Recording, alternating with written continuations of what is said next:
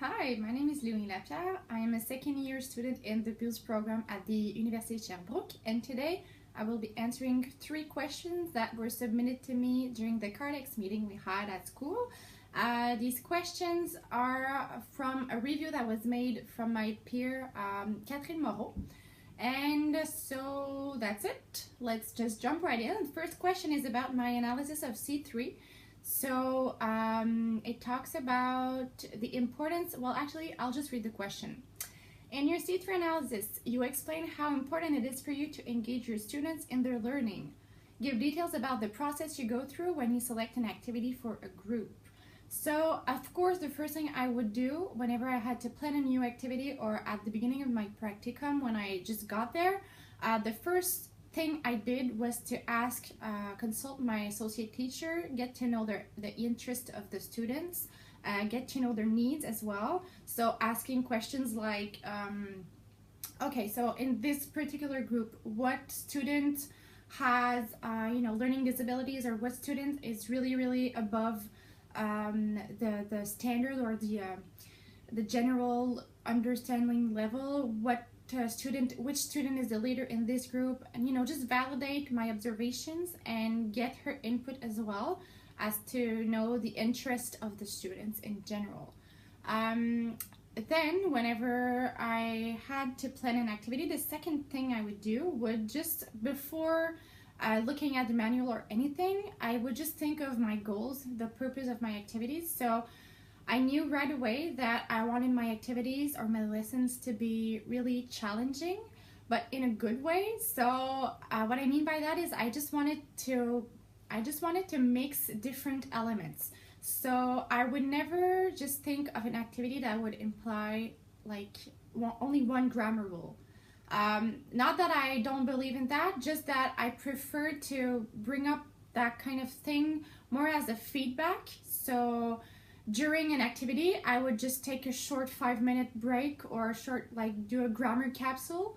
That's the kind of stuff I would do. But as a lesson, so for a whole period of time, I would generally plan using 2 or 3 elements and kind of mixing it all up, just so the students would feel like they could make links between 2 or 3 things. They could see how it all kind of blends in together and how it all makes sense when you use everything as a whole, not just one part of speech or one part of a grammar, or so as an example, I could give an example of an activity where students had to do a reading comprehension. So instead of just having them read and then answer questions, what I did is I asked them to highlight all of the words that they didn't know, and then we would have an activity where they had to go look in the dictionary and find at least 2 of these words, and then we'd all share and would make like a top 5 of the 5 words that as a group no one knew before, just as a way to integrate vocabulary in their reading, and then giving them tools as well for their future classes or future activities at school.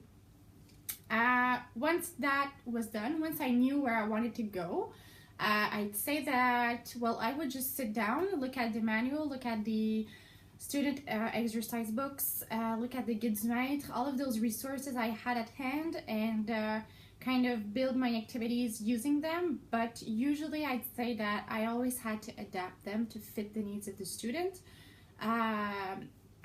just because I wanted them to feel like they could connect with the activity.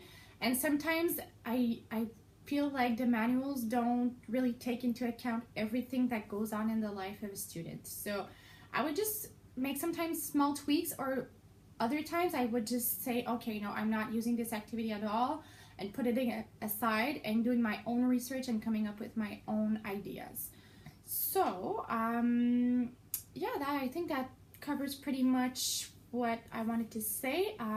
What else could I add? Oh, of course, something that I also took into account, or that I learned to take into account more towards the end of my practicum. I think at one point I felt like sometimes I got inspired by activities in the manual, for example, but I wasn't fully comfortable with the approach the manual took, or the kind of questions it asked, or stuff like that. So more towards the end of my practicum, I'd say that I had also to take into account, well, my personal teaching style, and just asking myself, okay, am I comfortable with this activity? Am I comfortable with this approach? Should I adapt it? Should I do it? No, what could I, well, if I'm not comfortable with it, what can I do to be comfortable with it, and how can I adjust my teaching or adjust the activity to better fit my teaching? So that answers first question. Now question number 2, yes, it's about actually the artifact I submitted when for my analysis of the C6.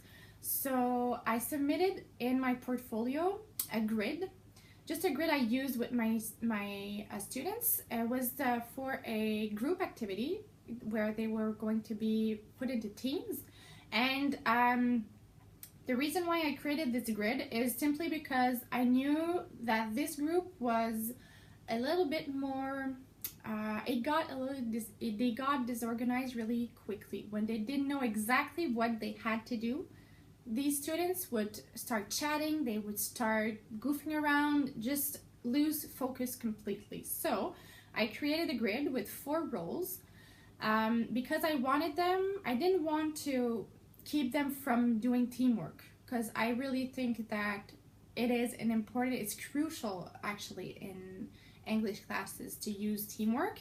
But the reason why I actually brought up this idea is after a class I had at the university, we were talking about cooperative learning and cooperative teaching and all of that stuff, and we had this kind of tryout activity where we had roles and we all had tasks. Like one of us would be an English monitor, one of us would be a what other roles were there? English monitor, there were a spokesperson, there was a I have the list right here, material manager, and a timekeeper. So I redid the exact same thing with my students, and I just left that grid on the board, and I made sure that every student they knew what role they had. So I would say that if I had to reuse this activity, well, I really think that it went well. One thing I would do, however, for sure, would be to create more material, to just make kind of a link, have them work with something that they can actually, touch, hold in their hands, for the simple reason that it's one thing to sit on the board, and it's one thing to have it there, that you have it there, but it's another thing to actually be able to hold it, like I said, and to manipulate it. It just feels more credible. It feels like you have more responsibility because you actually have a task card, and it says right on there that you have to do these things. If you don't do them, well, it's too bad, but you're not going to be working in a group or in a team. It allows you to be a lot more creative, and it allows the students to stay just more focused, as a general way of speaking. So yeah, that's definitely something that I would change. Just creating task cards that I could hand out to my students and that they could have right in front of them, so they could take the activity much more seriously. Okay, and now for the last question, it's about my analysis of the competency 12. And the question is, your C12 analysis mentions the importance you give to developing a professional identity of your own.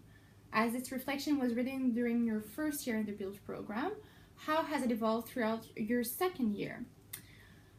So before answering this question, I think it's important that I mention what is the professional image to me. To me, having a positive professional image or a positive professional persona, well, of course, there's always the idea that you have to have a proper language, you have to address properly, you just have to act as a model, both in your personal life and in with your students, so on the school grounds. Basically, you have to show that you know what your responsibilities are. What I realized, however, in the second year is that it's one thing to act as a model, but you also have to remain honest and authentic, and be true to who you really are. Don't try to be someone you're not. Don't try to make silly jokes if you don't always make silly jokes. Don't try, just be who you are, and don't pretend like you know everything. If you don't know something, be honest with your students and just tell them, well, I don't know, that would be interesting to find out. Stuff like that. So I also realized, because I had the chance to spend more time with my students, if I compare the length of the practicum, first practicum was actually 1 day a week during 10 weeks, and then the other one, second practicum, was 5 weeks. So I had a lot more opportunity to show that I cared and to show that I respected my students, to actually live with them in a way. I was just, I was able to show that I respected the school values and to demonstrate how I respected them with my students. So that's definitely something that has evolved in a way. Something that did change, however, completely is my vision of high school. During my first practicum, I felt like I didn't feel like it was natural for me to connect with the students. It didn't feel natural to go and talk to them, ask them questions, be there with them. It didn't feel like something that I was comfortable with. However, during my second practicum, I truly had the chance to connect and get in sync with them, to know how to approach them in a way, because at first I was not at all prepared for that.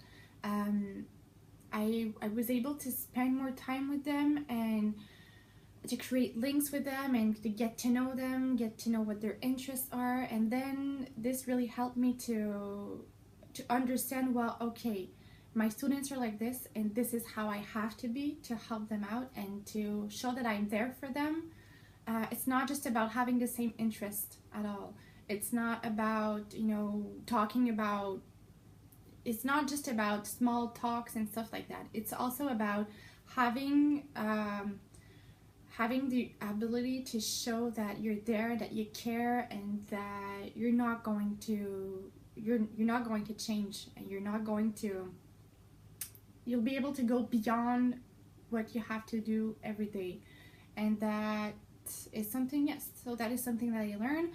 I was also able to get more involved, and that's something that really helped me to develop my vision or my understanding of the professionalism in the school grounds. I was able to get involved in teacher meetings, parent-teacher conferences. I went to the unions association as well, and that's really something that showed me, okay, well, there's a life at school and there's the life outside of school, and you have, in a way, you have to make sure that all of these things connect together. So that's pretty much it. I think that answered the last question. That's it. Thank you very much for listening, and I will see you next year. Bye.